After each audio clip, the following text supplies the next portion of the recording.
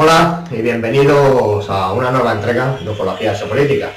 Hace unos días presentábamos una entrevista que se le hacía en televisión a Karen Hughes, ex jurista del Banco Mundial, en la cual denunciaba que unos seres extraterrestres estaban infiltrados en las grandes esferas de la política mundial y militares. Pues bien, también tenemos a un exministro de Defensa Nacional de Canadá, Paul Hellyer, que también hace una denuncia de que los gobiernos tratan con seres extraterrestres. Y aquí les hemos dejado dos vídeos. Uno que está él en el Senado denunciando el tema este y otro en una entrevista en televisión. Hemos dejado los dos vídeos para que ustedes los vean. Y bueno, pasemos a ver el vídeo. My name, as I said, was Paul Hellyer. I'm a former Minister of National Defence for Canada. I served in 3 governments during a total of 23 and a half years as a Member of Parliament. Although as Minister of National Defence, I had sighting reports of UFOs. I was too busy to be concerned about them at the time because I was trying to unify the Army, Navy and Air Force into a single Canadian Defence Force. And that itself was a kind of battle to the finish. So this was not high on my agenda. But about 10 years ago, I started getting interested due to a young man from Ottawa sending me material on the subject. I told him I was too busy to read it, but he had confidence that someday I would. He sent me a copy of Colonel Corso's book, The Day After Roswell. It took me a while to get around to reading it, but I took it for my summer reading in 2005 and was really impressed with what was contained in it. And what I thought to myself is there are huge issues here, huge issues. And the American people and the people of the world have a right to know what's going on because they're part of it. It's not just an isolated thing.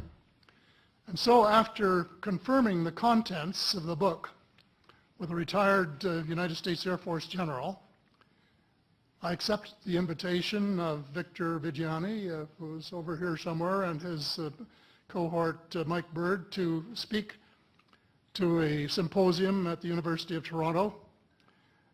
And I said, UFOs are as real as the airplanes flying overhead. That gave me the dubious distinction of being the first person of cabinet rank in the G8 group of countries to say so unequivocally.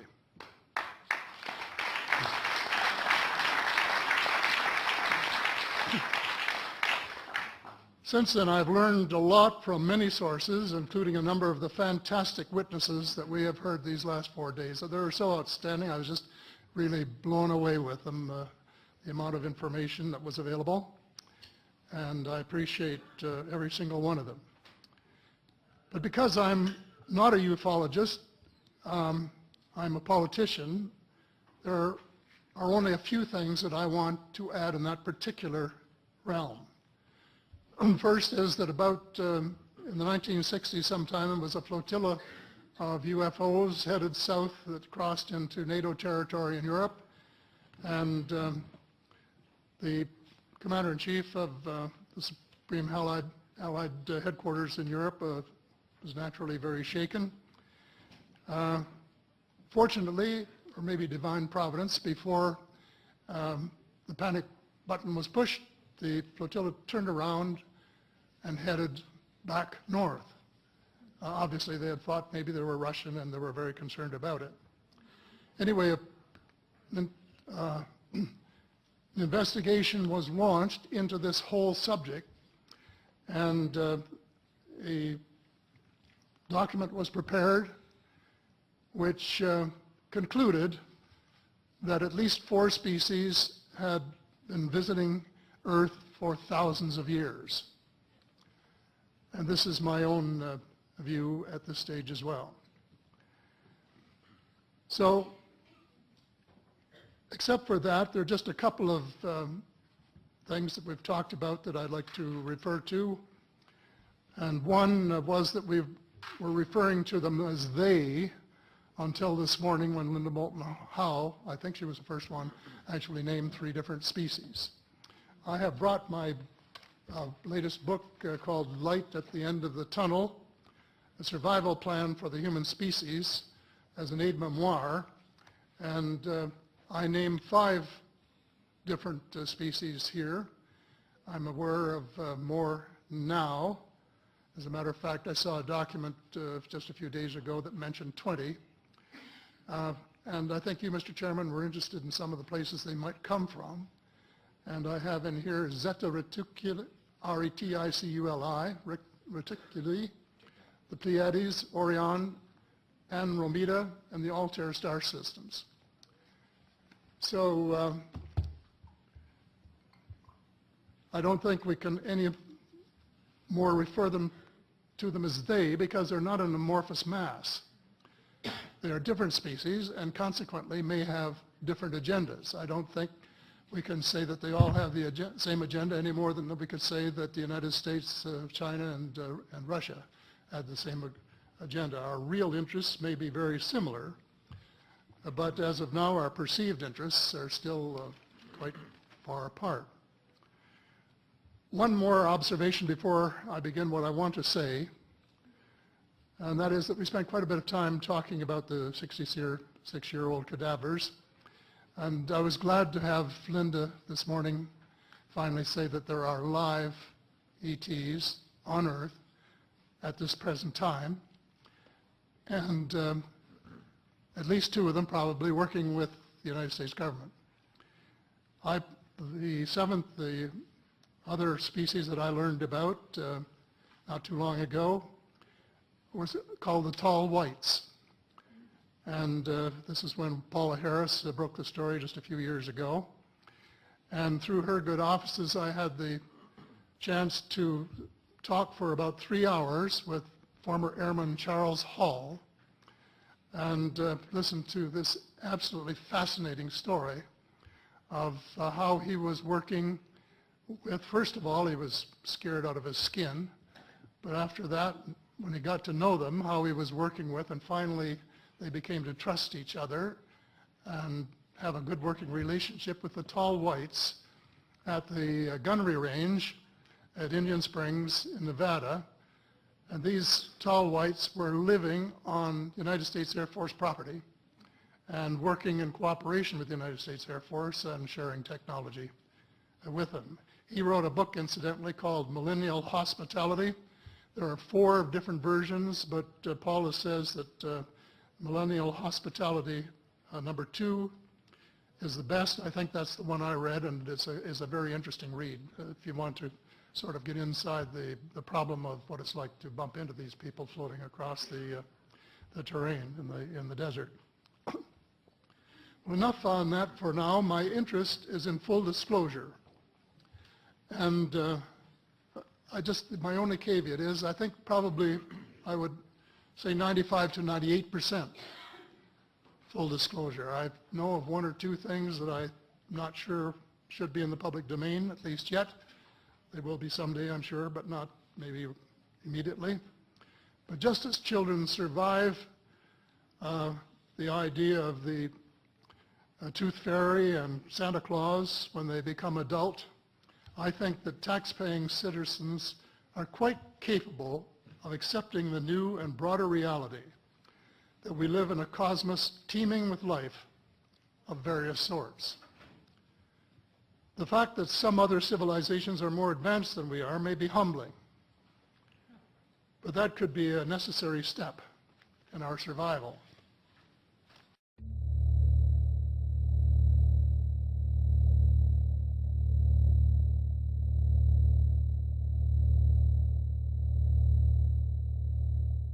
We have a long history of UFOs, and of course there's been a lot more activity in the last few decades since we invented the atomic bomb, and they're very concerned about that and the fact that we might use it again. And because the whole cosmos is a unity and it affects not just us but other people in the cosmos, they're very much afraid that we might be stupid enough to start using atomic weapons again, and this would be very bad for us and for them as well. The first question you have to ask is how many species are there?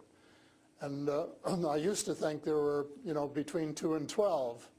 And Apollo astronaut Edgar Mitchell, who came to Toronto a few years ago and had dinner with us, agreed there was somewhere between 2 and 12. But the latest reports that I've been getting from various sources are that there are about 80 different species. And some of them look just like us, and they could walk down the street and you wouldn't know if you ran, walked past one. And they're what we call the Nordic blondes, and also the tall whites, who were actually working with the United States Air Force in Nevada. They're able to get away with that. They had a couple of their ladies dressed as nuns went into Las Vegas to shop, and they weren't detected. And I have a friend who saw one of the men walking along the street, and somebody who would recognize that they were different, and he did. So there are those kind, and then there are the short grays, as they're called, and they're the ones that you see in most of the cartoons.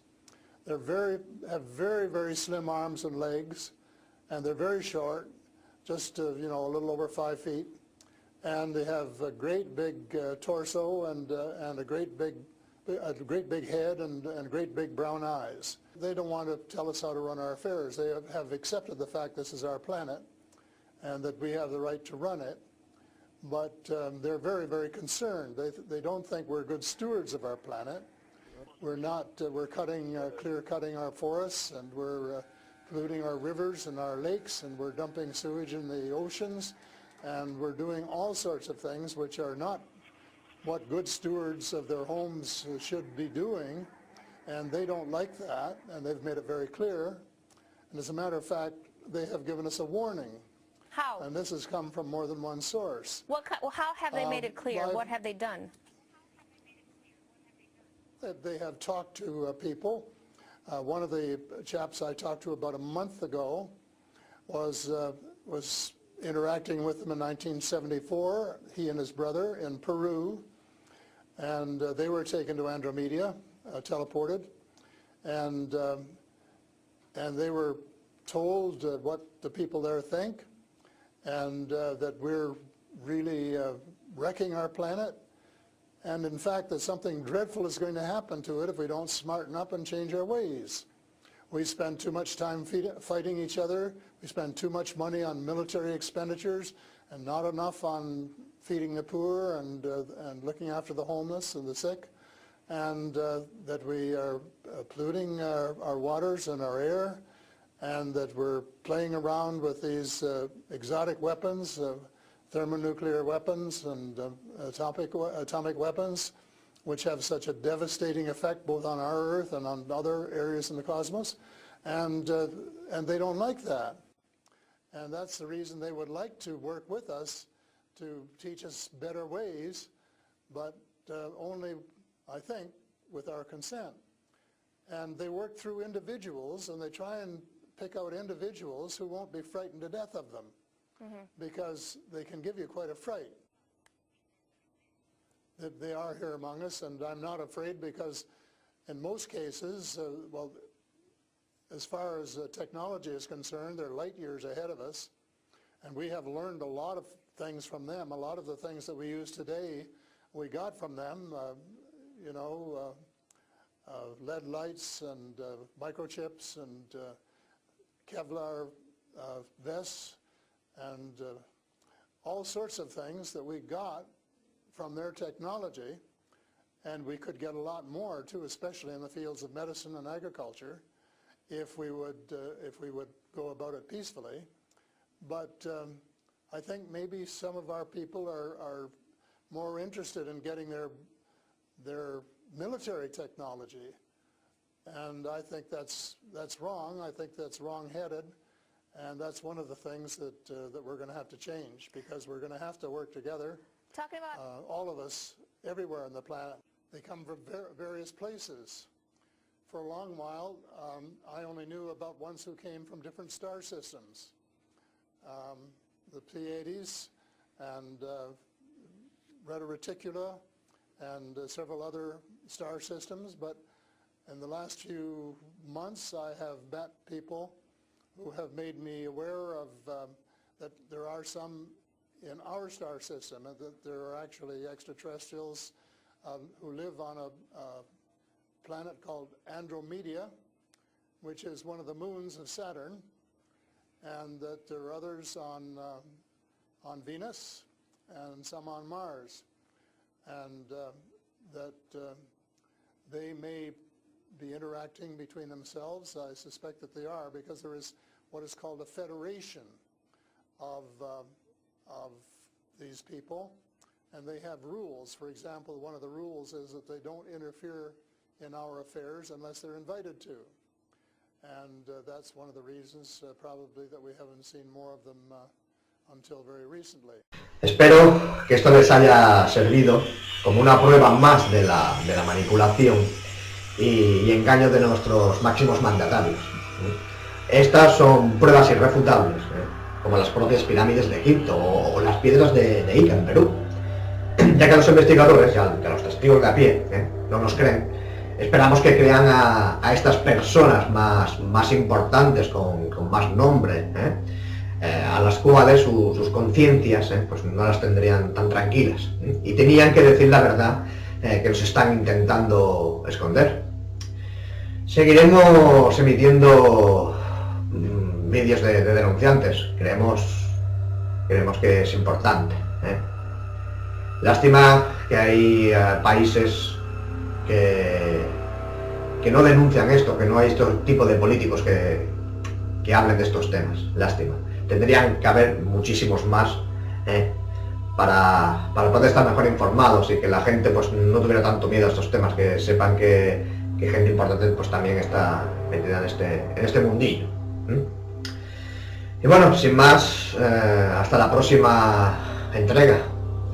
Gracias a toda Latinoamérica por seguirnos, gracias a todos y hasta la próxima.